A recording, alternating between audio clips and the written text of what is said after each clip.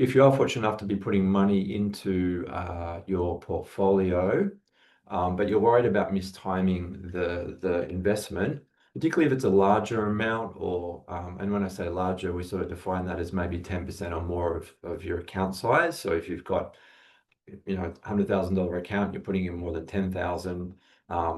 You may want to consider drip feeding it, or one program is what we call the dollar cost averaging. And this is a systematic or automated way of investing. In this example, let me zoom a bit.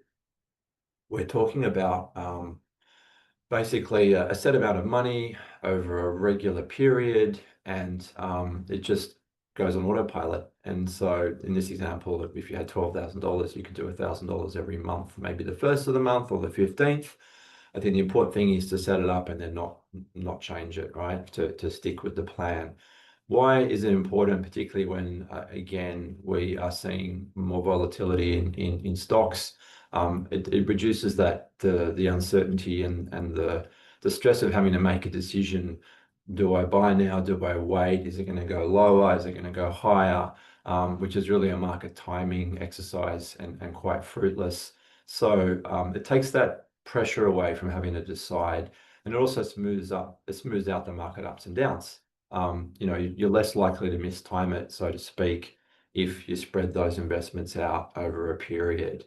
So very useful for times like now when there is market volatility, or as I said, you've got a large lump, and you just, you don't want to take that bet all at once. And again, it reduces the risk of poor timing. Great way to build wealth over time.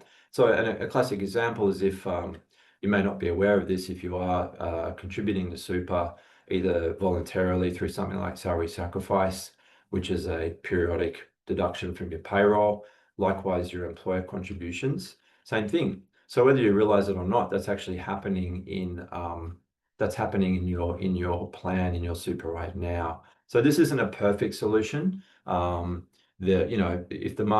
we had a crystal ball and we knew the market was going to be higher in 12 months, or whenever in the future, we would do that now. We'd invest it all now. So it doesn't work perfectly, but the idea is to keep you invested, to keep you sticking to the plan.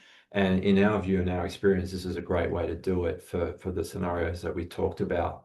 As I said, the one time it wouldn't work is if the market went higher and you could have bought them now. But it's, in our view, this is still, it's not a purely financial thing. It's also an emotional thing that you're feeling like, it's a less stressful journey for you. So that's a way to add money to your portfolio in a systematic approach that doesn't require you trying to guess what the market's doing all the time.